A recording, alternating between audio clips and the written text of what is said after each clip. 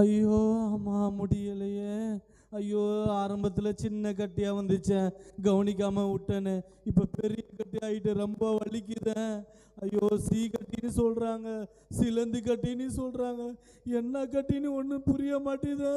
தூங்குனா தூக்கம் வர மாட்டேது. ஐயோ அம்மா முடியல. வாங்க சார் வாங்க. கொல்லிமலை, பச்சை மலை, சின்ன மலை எல்லா மலையிலும் மூலிகையினால் கொண்டு வந்து அரைச்சி சுகப்படுத்துகிறோம். வாங்க சார் வாங்க. ஐயா வணக்கம் ஐயா.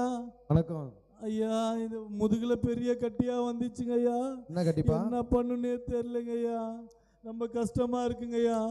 ஐயா செத்துருவன்னு எனக்கு பயமா இருக்குங்க ஐயா. ஏதாவது குணப்படுத்த முடியுங்களா நாட்டு வைத்தியத்தினால? பயப்படாதீங்க பயப்படாதீங்க, என்ன கட்டினாலும் சரி பண்ணிடுவோம்.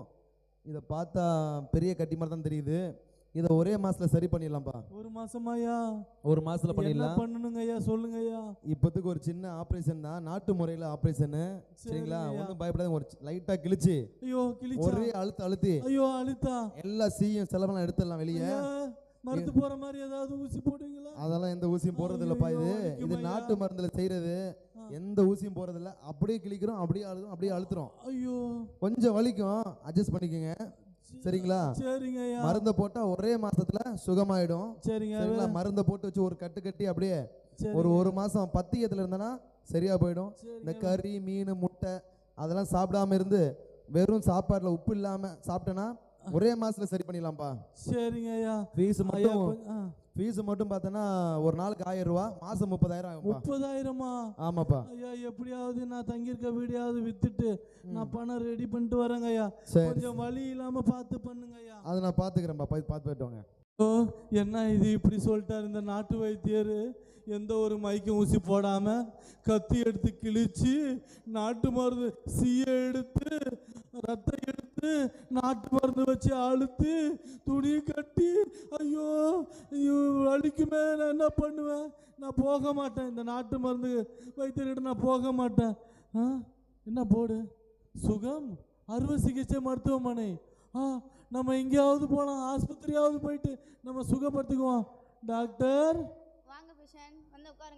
நர்சம்மா, டாக்டரை பார்க்கணுமா? முடியலமா என்னால். முதுகில் கட்டி வந்து என்னால் தாங்க முடியலமா. உயிர் போகிற மாதிரி இருக்குமா? டாக்டரை கூப்பிடுங்கம்மா. ஐயோ உங்க நாடி நல்லா தான் இருக்கு. உங்க பேர் என்ன? என் பேர் அருள்மா. எந்த ஊர்ல இருந்து வரீங்க? நான் பக்கத்து கிராமத்துல தான்மா வரேன். இருங்க ஒரு நிமிஷம். உங்க பேர் என்ன? என் பேர் அருள்மா. ஏஜ்? வயசு 35மா. அப்பா பேர் என்ன? அப்பா பேர் ஜெயனாமா. எந்த ஊர்ல இருந்து வரீங்க? பக்கத்து கிராமமா. இருங்க நாங்க டாக்டர்கிட்ட போய் பேசிட்டு வரோம். சரிங்கம்மா. சார் இவருக்கு எல்லாமே ஓகேவா இருக்கு. பின்னாடி வந்து ரொம்ப கட்டியா இருக்கு சார். நீங்க நான் கூட்டிட்டு வரட்டா இவரை? கூட்டிட்டு வாங்கம்மா. முதுகலை இவருக்கு கட்டி இருக்கு. நான் கூட்டிட்டு வரட்டா சார்? கூட்டிட்டு வாங்கம்மா. நாங்க சார். அம்மா ஐயோ வாங்க சார். அம்மா அப்பா. ஐயா வணக்கம் ஐயா. டாக்டர் ஐயா வணக்கம் ஐயா. வணக்கம் ஐயா. ஐயா நீங்கள் பெரிய ஆப்ரேஷன் பண்ணுறவர் நான் கேள்விப்பட்டேங்க ஐயா. நல்லா செஞ்சுருன்னு நான் வந்திருக்கேங்க ஐயா. எப்படியாவது உதவி பண்ணுங்க ஐயா. என்னால் முடியலைங்க ஐயா.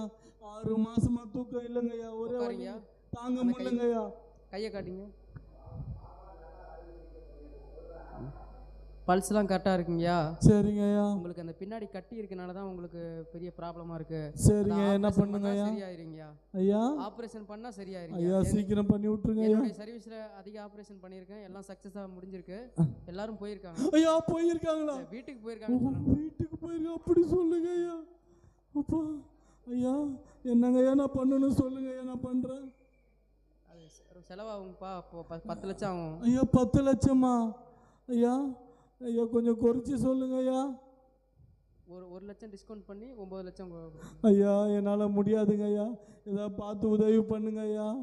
ஐயா இவ்வளோ அமௌண்ட் என்னால் ரெடி பண்ண முடியாதுங்க ஐயா. நன்றிங்க ஐயா. நான் இப்படியே இருந்து எப்படியோ போயிடுறேங்க ஐயா. ரொம்ப நன்றிங்க ஐயா. நன்றிங்க ஐயா. ஆமாம். ஐயோ எங்கே போகிறது 9 லட்சத்துக்கு? ஐயோ எனக்கு உதவி பண்ண யாருமே இல்லையே. சார் இவர் ஃபேஸை பார்த்தா அந்த மாதிரி தெரில சார். அமௌண்ட்டெல்லாம் பே பண்ண மாட்டார் சார். இவரெல்லாம் வேணாம் சார். இவரெல்லாம் அமுச்சு விட்றலாம் சார்.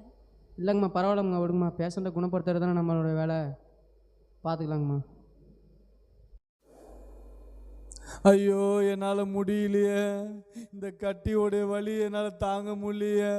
இது சரி பண்ணிக்கலான்னு நாட்டு வைத்தியர்கிட்ட போனால் அந்த நாட்டு வைத்தியர் ஊசியே போடாமல் கிழிச்சு ரத்தம் எடுத்து எடுத்து நாட்டு மருந்து கட்டுன்னு சொல்லி என்னை பயப்படுத்திட்டானே. நான் போக மாட்டேன் நாட்டு மருந்துக்காரன். சரி இங்கிலீஷ் மருந்துக்காரர்கிட்ட போகலான்னு பார்த்தா அவர் 10 லட்சம் கேட்குறாரு. நான் எங்கே போவேன்? என்கிட்ட பணமும் இல்லையே, எனக்கு உதவி செய்யறதுக்கு ஆளே இல்லையே. இயேசு நல்லவர், இயேசு வல்லவர், இயேசு உங்களுடைய நோய்களை குணமாக்குகிற தேவனாய் இருக்கிறார். நீங்கள் எல்லோரும் அவரிடத்தில் வாருங்கள். ஐயா வணக்கம் ஐயா. வணக்கம் வணக்கம் ஐயா, இந்த கட்டியோட வியாதியில் ரொம்ப கஷ்டப்படுறேங்க ஐயா. இதுலேருந்து இயேசு எனக்கு சுகம் கொடுப்பாருங்களா ஐயா? சுகம் கொடுப்பாரு. இந்தாங்க இந்த வசனத்தை படிச்சு பாருங்க. வருத்தப்பட்டு பாரம் சுமக்கின்றவர்களே, நீங்கள் எல்லோரும் என்னிடத்தில் வாருங்கள், நான் உங்களுக்கு இளைப்பாறுதல் தருவேன். ஐயோ 6 மாசமா இந்த கட்டி வந்து ரொம்ப வேதனைப்பட்டு கஷ்டப்பட்டு கிடக்குறேன். உயிர் போற மாதிரி இருக்கு ஐயா. எனக்கு இந்த கட்டிலேருந்து சுகமாகிறதுக்கு ஏதாவது வழி இருக்குங்களா ஐயா? இயேசு சுகம் கொடுப்பாருங்களா? சுகம் கொடுப்பாரு. அதுக்கு தான் ரோமர் 10:10 சொல்றாரு, நீதி உண்டாக இருதயத்திலே விசுவாசிக்கப்படும், ரட்சிப்புண்டாக வாயினாலே அறிக்கை பண்ணப்படும். நீங்க உங்க இருதயத்திலிருந்து விசுவாசிச்சு வாயினால அறிக்கை பண்ணீங்கன்னா உங்களுடைய நோயெல்லாம் குணமாயிடும். ஐயா என் இதயத்தில் நான் விசுவாசிக்கிறேங்க ஐயா. என் வாயினால ஏசப்பாவை நான் அறிக்கை பண்ணுறேங்க ஐயா. எனக்கு இந்த கட்டி இந்த வியாதியிலிருந்து எனக்கு இயேசு சுகம் கொடுக்கறதுக்கு எனக்கு ஏதாவது செய்யுங்க ஐயா, ஜெபம் பண்ணுங்க ஐயா. இந்தாங்க இதுதான் பரிசுத்த வேதாகமம். இதில் நீங்கள் எப்போ வேணாலும் படித்து பாருங்கள், உங்களுக்கு டைம் கிடைக்கிறப்பெல்லாம் படித்து பாருங்கள்.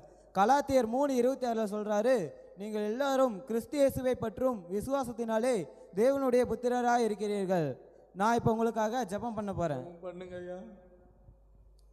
இயேசுவே, இந்த மனுஷன் உம்மை நம்பி வந்திருக்கிறார் ஏசப்பா. இந்த மனுஷன் உம்மை விசுவாசித்து அவருடைய வாயினாலே அறிக்கை பண்ணிட்டார் ஏசப்பா.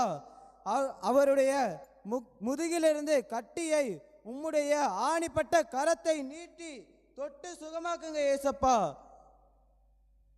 இயேசுவின் மூலம் கேட்கிறோம் ஜீவனுள்ள நல்ல பிதாவே, ஆமென். என்ன ஒரு என்ன ஒரு அதிசயம்! ஏசப்பா எனக்கு சுகம் கொடுத்துட்டாரு. ஏசப்பா நன்றி, நன்றி பாஸ்டர்.